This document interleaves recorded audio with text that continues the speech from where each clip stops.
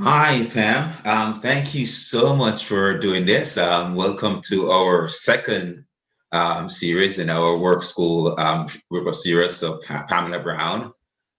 So why don't we start by you giving us some a brief background of your development throughout the whole ecosystem and what you do at Salesforce at the moment. Of course. Thanks so much. And thanks for having me, Glenn. I'm thrilled to be here. I want to start this by saying that if you look at my resume, it looks really linear and like I've made really good decisions and they were all carefully thought out toward an end goal. That is not the case with my career. So there's been some twists and turns. So I'll give you just a little bit about my background and I'm sure we'll get into more of it as we talk.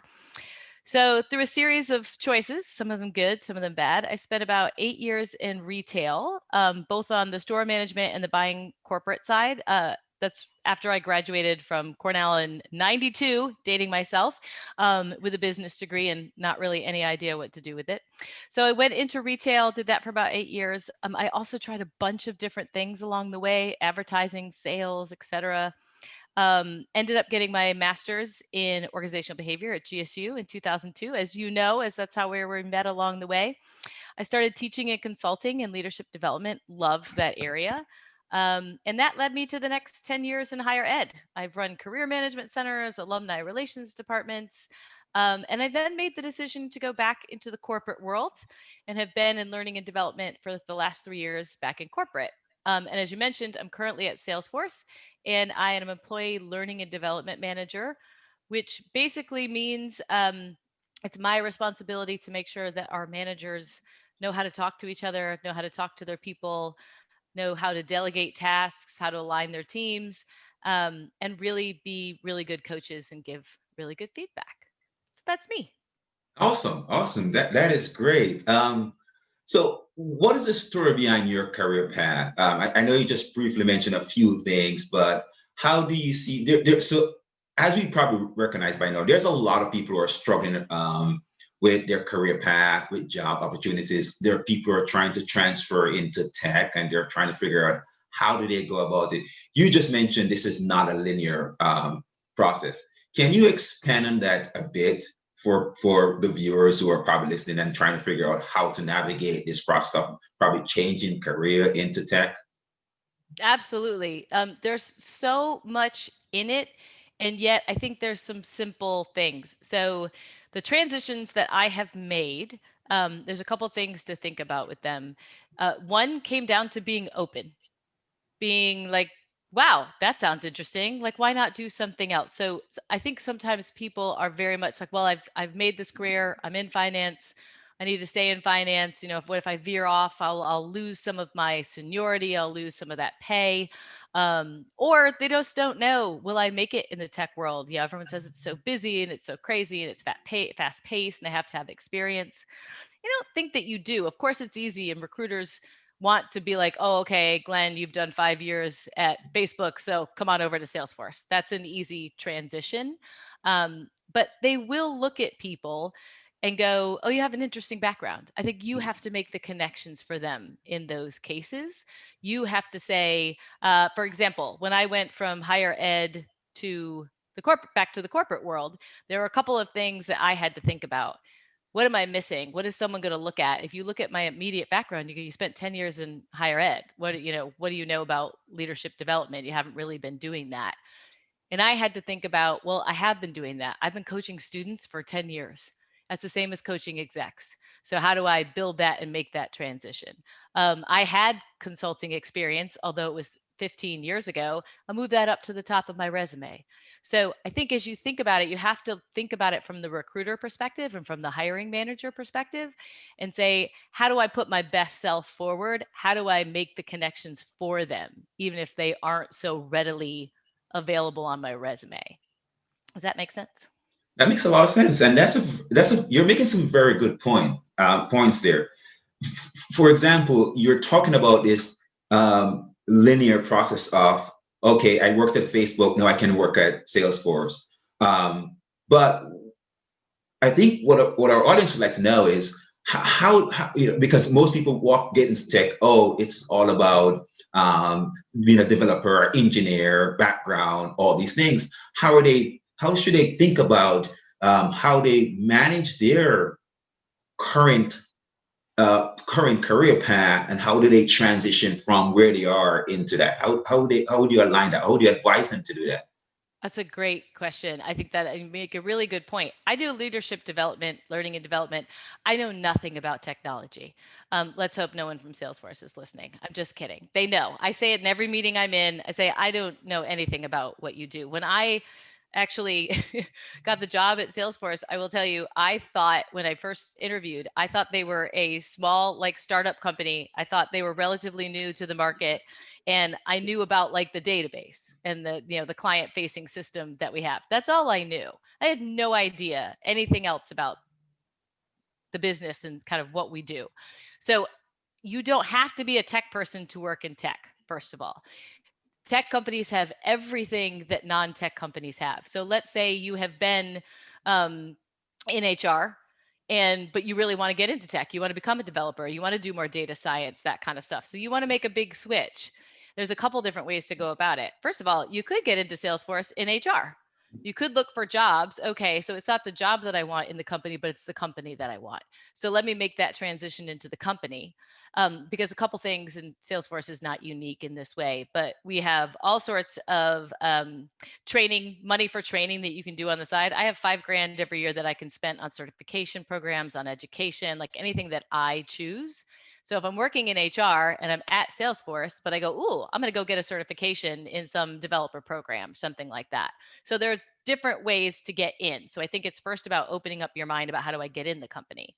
And the second piece is if you don't want to do that, if you're like, well, I just want to go into tech, but I don't have a lot of tech skills, I haven't done that, then the easiest way to do that is some sort of certification, some program, some sort of school program.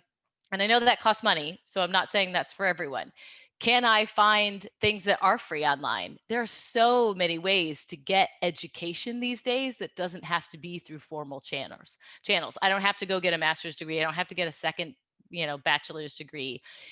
Yes, people are focused on education, but they're really more these days, I think, especially in tech companies, focused on skills. So where can I get those skills? Can I just get them by, I have a friend that knows how to code.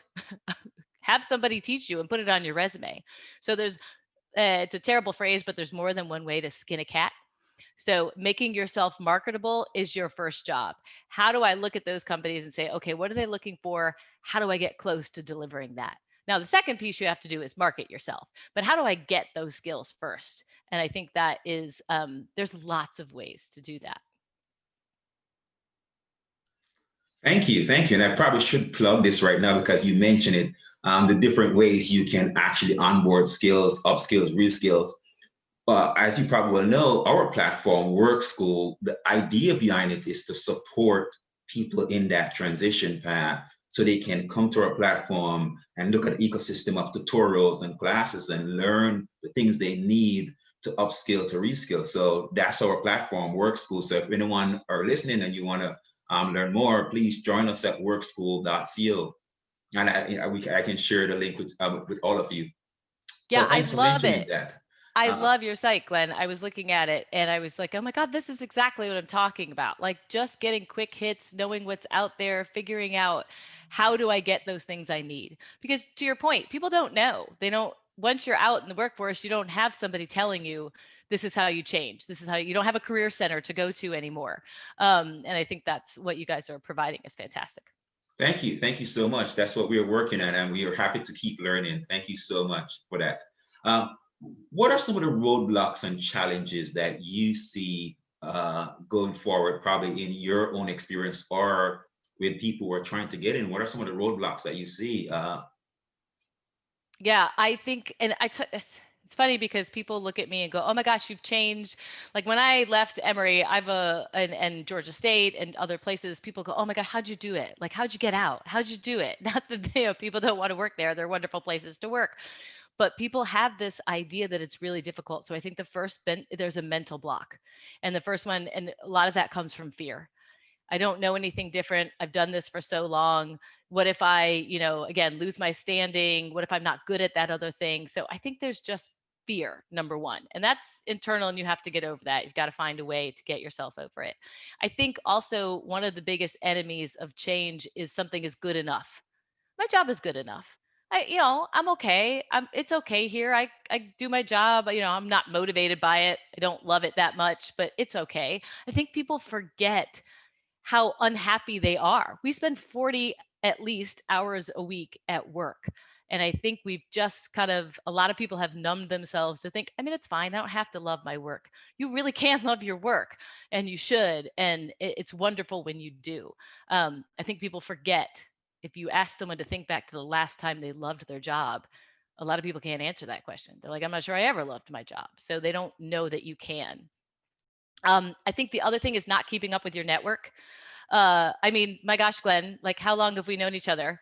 And it's not like we talk every day, but we're connected on LinkedIn. We follow each other. We know what's happening. And you kind of send little notes every once in a while, like, hey, what's up? Oh, I saw you got a new job. Congratulations on the new business, whatever it is. People don't do those things. And then they lose touch with people and they feel like it's too late. Oh, I couldn't possibly reach out and ask for a favor. Or I couldn't possibly reach out and say, hey, you're in tech now. I'd love to talk to you. So one, keep up with it. But the other part is, people always love it. There's nobody that's ever reached out to me and I've been like, oh, I don't want to talk to you. So like, people have this fear that nobody wants to network with them and they don't keep up with it. Do it. Um, and then I think also it's not making the connection for people, what we were talking about before. I just apply to the job with my current resume and my current LinkedIn profile. And I'm like, well, hopefully they'll just pick me out of the pile, and they'll see that even though I'm in HR, I could be in tech. You have to make the connection. You have to work a little harder than that. And the last thing I think it gets in the way sometimes is people's pride. Like, I'm a senior director and that's the role I want to be in. And maybe I'm not willing to take a step back. Maybe I have to become a manager. Maybe I become an individual contributor in this new role. Um, and that's scary for me because I've defined myself as this person who's a senior director. Well, you could redefine yourself as somebody who's an individual contributor and loving their job. So I think a lot of the blocks in the way are internal to us, because we can break those down. Thank you. Those are some very interesting things to take away from this conversation as we're going through it. You mentioned this concept of continuous networking, creating this ecosystem that that can support you. You mentioned LinkedIn in particular, which is potentially the prime location for a lot of people to network on the professional side right here. But how do you think, how do you encourage people? I mention this to some of my students all the time. I encourage them to create a LinkedIn page. But how do you talk? How do you design that for them? Walk them through that process. Should they go through this step? People who are looking to continuously networking. There are so many people who are still afraid of just having a LinkedIn profile, which it really amuse me sometimes. I don't understand, but I guess it is what it is. How can you walk some of these people who are having this conflict between, and this dilemma between having a LinkedIn profile or some profile that can help them network in this virtual world? Walk them through that process. Absolutely. And I understand, Glenn. I have a lot of students and people I talk to too. They're just like, it seems overwhelming. If I have nothing up and I'm not really out socially, and especially not in, excuse me, in the business sense, I'm not. Like, maybe I'm on my social sites, but I haven't done it with my kind of business profile. Uh, so much happens on LinkedIn. Like, so much happens on LinkedIn. Recruiters are on there. You've got to be there. So let me just say that. And it is super easy. You literally go in LinkedIn, you say you want to create a profile, you can update your entire resume. You hit a button and it updates. It pulls it all up for you. And then you just go through and you massage it a little bit, you change some things, maybe make sure it looks good, and you've got a profile. Like, that's number one. It's so easy. So easy. And then I think the other thing is, what a lot of people do is they do that and then they're like, okay, well, I've got a profile. Now I'm done. Not nearly. You need the profile to get started, but super easy. Upload your resume. Oh, I don't have a resume. Well, then you know what? You're just going to have to get in there and do it. It's not that hard. Write in your job title, put a couple bullets about what you did, and move on. That would be my advice. It's not that bad. And the next thing you need to do is now go find your friends. Who do I know? Who do I know? Glenn, you were talking about your students, each other. Who are the other students in my class? Who are the other students I've met along the way? who are just my friends that work out, and anyone and everyone that you know. Um, that's your first network. Now I get to go out and say, okay, you know what? I really am interested in working at Salesforce. Let me put Salesforce in and do a quick search, and it will tell me if I know anyone. You might find out that Bob from elementary school is now working at Salesforce. Reach out to Bob. It's a simple note, it's a simple little message. Hey, Bob, I know I haven't seen you since fifth grade, but I love Salesforce. I use it at work and I'd love to, find out more about what you do. It People love the reach out. You're not looking for a job. I think that's the important thing. I'm not reaching out for you because I want to say, "Hey Glenn, I want a job with you." I'm reaching out because I want to talk to you, I want to learn from you, I want to say hello. It's just making a connection. And in this new virtual world that we live in, I find more and more people reaching out, and I'm more and more excited about those reach outs because I don't see people on a regular basis. It's nice to get those reach outs. So I think it's really getting out of your own head, taking that first step to build that profile. And it's just like making friends. And we used to do that as kids. We can still do it now. To do it. We continue to do it. So transition into this virtual world, this digital world, and given that we are going to remain, in my opinion, at least I would say 50, 60%, even when we go back to normal life on this virtual world, start getting comfortable in building up that digital network so we can use it. And it allows us to reach a lot of people. Quite frankly, it's a very fundamental thing. I have to admit, I've had a Twitter account for potentially 10 years that I didn't use at all. I never used it. When it came out, I signed up to it. I just wanted to see what it was. Never used it. About a month or two ago, I just said, okay, you know what? Let me just broaden my network and go onto Twitter. And it has been a wonderful way to reach new people and have conversation around what they're doing and how they're doing it, and just do it. So I think it's important for us to kind of just broaden our network, just think about how we, in this digital world, how we can reach new people, how we can have an understanding of how to discuss them. So I'm happy to hear you mention those really great points, so that the listeners that can just start thinking about how do they make these changes and how do they make this transition into this digital platform. Yeah, just do it. I agree. And I think, especially to your point, you remember that, especially if you're trying to get into tech people are digital people. They love this world that we're in and think it's super cool and are always looking for new ways. And they're also a really group of people, just like you were saying, the communities that you meet. If you were to, walk into, it's like back when there were incubators and stuff, people starting their own businesses, people in that tech world that are innovative and trying to do new cool things. They love talking to people. They love hearing new ideas. They're typically very open, happy to have a conversation with just about anybody. And it really is, I think you only have to reach out like once or twice. And when you get that warm reception from someone else, you're like, wow, this wasn't that hard. And it was kind of fun. So I just get out there and do it. I love it. That is great. Thank you. Just do it. Yeah. Sorry, Nike, we are stealing your Yes. Yeah. Sorry. your slogan. Just do it. So these are great points. I wanna just talk to you just a bit. For there's so many people that are out of work. It's astronomical. We see the numbers. Yes. It's saddened to what's going on. Let us talk to some of these people just for a minute. Again, who are looking for work, trying to dissect this work. There, so again, lots of people think that the entire tech ecosystem is very difficult to transition Yeah. into. Uh, Talk to them just a bit. Talk to us a bit about how do we utilize our network to onboard the jobs we're looking for, or the potential job we're trying to find. How do we use that network? Absolutely. So, and it's funny, before I got on this call with you, Glenn, I was talking to an MBA student or an MS student, did his MS in data analytics at Emory. And the reason he got to me was because another MBA grad from Emory, that when I was at Emory, he was super helpful to me every time I was trying to reach out to him to place students. So he was working at Deloitte and consulting at the time, and he was always so generous with his time and gave it to me and the students. So when he reached out to me and said, "Hey, I've got another student who's working for me. Would you be willing to talk to him?" My answer was yes. I was like, "Of course." I owe so much to Aditya, and I would never say no to him. So the guy who reached out to me, we'll call him Bob. Um, if Bob had reached out to me directly and said, "Hey, I'm a student, I haven't met you," I would probably eventually meet with him. But having that warm lead in the middle of that, having a DTO reach out to me first, the answer was yes, and I did it immediately. And I will do anything for that person because that proxy relationship of the person in between. So I think there's a couple of things. Any warm lead you can get is always helpful. So again, LinkedIn is a really powerful tool to find people and figure out where they are now.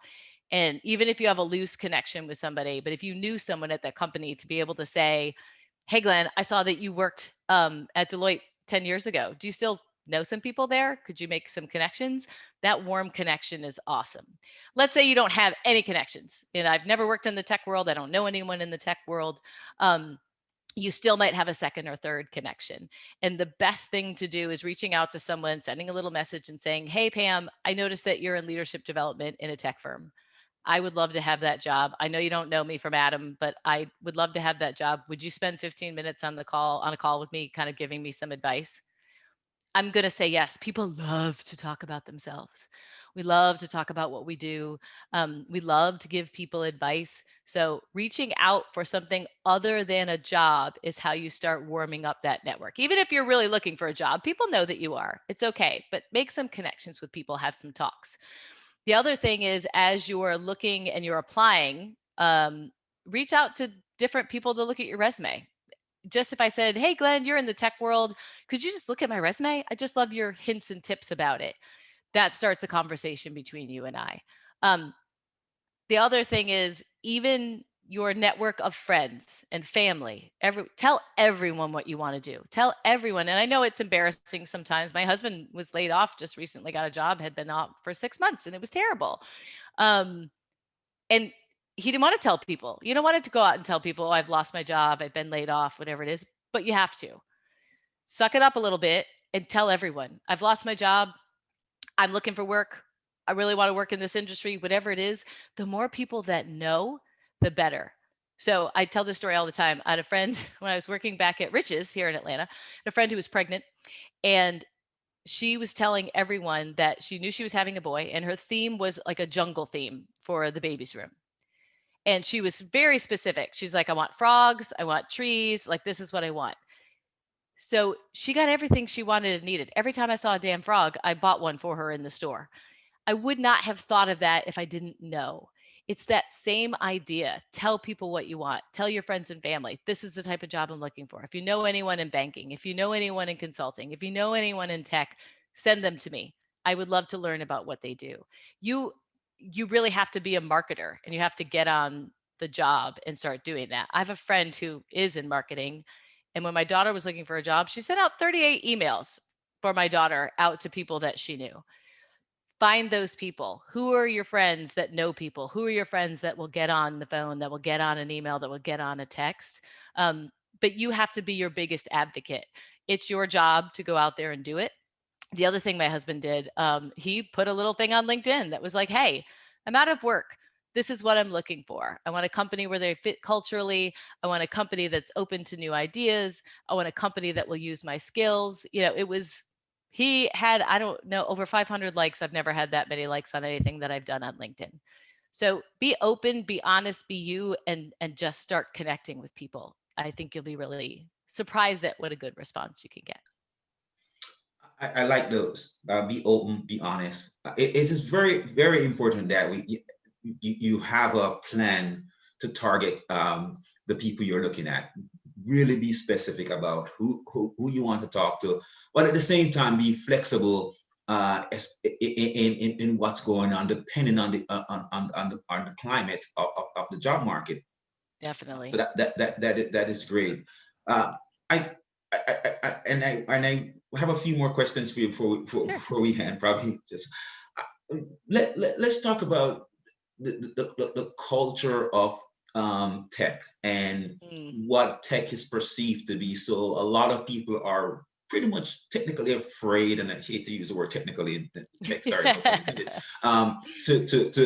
to reach out. How can the tech community, how can the tech job, so to speak, um, like make it easier for people, make it more friendly, make it more comfortable for people to reduce the barrier of entry. People can like, okay, I can apply. I'm okay with that. It's not just, oh, it's just not all males. Um, no, we're hoping to everyone apply. We have different positions. We're not just looking for all engineers who are willing to just not go to sleep at night. Yeah. How can they make it open and put the framework out to say we have opportunities for everyone to apply and to come in, and because we want to learn. One of the unique things, Yeah. and I have to admit, it's always, even for me, I remember looking at some jobs going over LinkedIn in sales for Amazon, and I just totally forgot that Amazon had needed salespeople, right? It's Right. right. So how can they just provide that seamless space for people to say, hey, we want advertising, we want people e-learning, we want all of Yeah. this. It is. That's such a great question, Glenn. And it's funny, I never, because it wasn't a goal for me to be in a tech company. Like I've had respect. I've always thought it was really cool. And I had that same idea, right? Like, well, I would never work for a tech company. Like I am the least technical person in the world. Um, and I would don't think I ever would have reached out and applied to a tech company without someone reaching out to me. So you're absolutely right. It is there's this barrier there that we all have made up in our minds. So I think one of the things that I know companies do now, and I'll do it on my LinkedIn page. I post jobs at Salesforce, and especially jobs in my field, because of course most of the people I'm connected with on LinkedIn, I either know them through one of my higher ed jobs, or I know them through the learning and development community. So I tend to have a lot of people in those areas. So if I post a job for Salesforce, and it's like, hey, talk to me about it, ask me a question. Like if you're thinking, oh gosh, I've never worked for a tech company, I can't do that, reach out to me. So I think it's number one, people that aren't in a tech company reaching out and posting those jobs and reaching out to their communities, whether it's marketing or finance or whatever. We have, I mean, a crap ton of finance and marketing people. And it's super interesting stuff from what I hear. So, you could be working in an investment bank right now and hate it and think, God, tech would be cool. How would I get into tech? You can do what you do and do it for a tech company. So, um, I think it's us advertising those jobs. I think it's going out in different communities. At Salesforce, and I know many other tech companies do this, are trying to get out into schools, because kids don't think about it, right? They think, oh, well, that's a bunch of, to your point, that's a bunch of white male programmers. That's who goes in those. You got to be an engineer to go into those companies. Absolutely not. And I can't tell you how much uh, most tech companies are looking for diversity and saying, please, we need people that don't necessarily think like a quote unquote tech person, that think differently and look at the world differently, from different backgrounds. And I think that that's on us to go into those neighborhoods and advertise, to go to different schools and advertise, to go to sites like yours and post jobs and say, hey, this is what we're looking for. And I know you have a lot of tech people here too, but you have other things too. So to come and say, hey guys, we're looking for people. We'd love to go to different sites, go to different places. And we don't think of that all the time. So I think it's same what would you say? Same advice about kind of expanding that network that we give to the job seeker, I think is also really good advice for the person looking to hire somebody. That's a very valid point. And this is my final question to you. So thank you so much.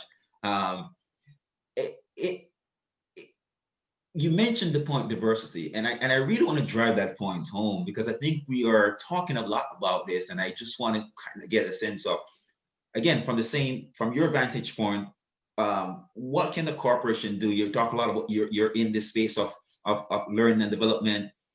What can they do to really drive the narrative home around diversity? And you mentioned that not just diversity in, say, race or ethnicity or gender, but in skill sets. How can they drive these things home and say, okay, we're looking for a diverse workforce here? So how can they drive this home?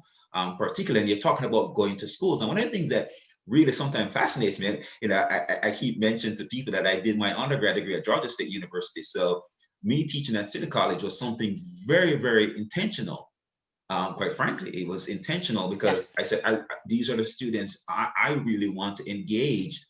How can we get more tech companies to um, decide, okay, we want diversity. Let's go to places like City College. Let's go to places like Yes. Georgia State University, because we Yes. will get the diversity that we need. How can we do that? And I think, please talk to us about how can you work with that entire Yeah. ecosystem to say, hey, here's how we can actually embody the concept of diversity. Yeah, it's such a good question, and it's funny because you say I same thing, Glenn. I teach at Georgia State for a reason. I always have. I've always loved the students. I love how hard they work. I love how diverse they are. I love, and from every point of diversity, like you said, not just race, um, whether your sexual orientation, your socioeconomic background, your culture, like there's an incredible amount of diversity there, an incredible amount of experience. Some people have worked for 20 years, some people have never worked. It's incredible. And I am always an advocate. Believe me, one of the first things I did when when I got to Salesforce, because we talk about diversity a lot, because we look way too homogeneous. We don't have people that think differently. We don't have people that look differently. And Salesforce does a decent job, but we have a goal to be 50% diverse over the next 8 years. Like that's a goal, and we're relatively close to it. Other tech companies have those same goals, and we're all competing for talent. So I think that it's looking for talent in different ways. And it's to what we were talking about from that job seeker standpoint. If all Salesforce ever does to look for people to come work for them is go to the schools that deliver the best, the quote unquote best tech grads, have tech degrees, have CIS majors, all that kind of stuff. If we just look for that, we're going to get the same person over and over again, because those are the people that are attracted to those roles. We need to purposely look for the English majors and the history majors and the business majors and go, you're just smart, you're just driven. How do I get you into my company? So I think it's number one for companies widening what they're looking for as far as skills. So the other thing that a lot tech companies do, and they need to do better, but is starting young, going into those schools and giving money to the school for STEM, for different, and going into schools that can't afford to have those things. So not going to the private schools, going to the schools, and getting kids involved and making them understand they can do these things. Getting women involved in science and data and things like that, that we don't necessarily, that nobody really directs us towards those directs us towards those directions. That was good. But I think that the biggest thing is opening our minds. And then I also think what's super important is we often hire lots of diverse people in diversity of thought, not just race and all those things, but all across the board. But do they stay with us? How do we continue to help those people rise in the ranks and be successful? And I'll do a little plug for Georgia State here. Did you know, Glenn, that Georgia State graduates the largest percentage of minorities than any school in this country? I've I didn't actually, know that. I know that. I've actually seen that Um, statistics. Yeah. there you are. Did I lose you? Yes.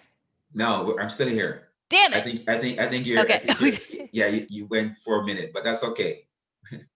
Okay. So I don't know if you heard what I said about Georgia State. I Okay. heard. They do a Yes. really good job. And so what I've said to our company is I've said, how do we match that? What have they done to help not only attract diverse students, but to make them successful there? And I think there's a couple of things of companies need to not only onboard and attract diverse candidates, but then they need to provide ways to make sure that they're successful. So for someone who's been in tech forever, this is their jam. They join and they go. Um, to your point of kind of tech companies can be scary, they can be scary. People are moving really fast, they assume you know everything, and they just go on. And if I'm not someone from that world, I can get lost really quickly and think this isn't for me. I'm not going to be successful and I've got to go. So providing mentors for those people and saying, hey, we want you here. We want to make sure you feel comfortable here. And yeah, you might need a little extra help in the beginning, but I know that you're going to take off once you've got the basics. So it's not only looking for them in the right places, onboarding people in the right way, but then also protecting them and helping them be successful once they're in the tech company. Thank you so much. Thank you so much. And I really want to just reiterate some of those points. Basically, great takeaways. One, make sure that we network. Two, make sure that you look at your resume and try to make sure that you tailor your resume to the opportunities that you're looking for. And I think on the corporate side, how do they create an ecosystem that is friendly for other people to enter other than the technical people. So those are really good points. And I want to thank you so much for joining us today. And I'm in our Work School series. We're just so happy to have you. Thank you so much. It was wonderful. Oh, thank you, Glenn. I loved it too. I will also say, anyone listening to the podcast, my name is Pamela Brown. You can find me on LinkedIn. Feel free to connect. Tell me where you heard me. Tell me you know Glenn, and I'd be happy to connect and see if I can help. So thank you so much, Glenn. It was awesome. That was awesome. Thank you so much. Thank you. That was great.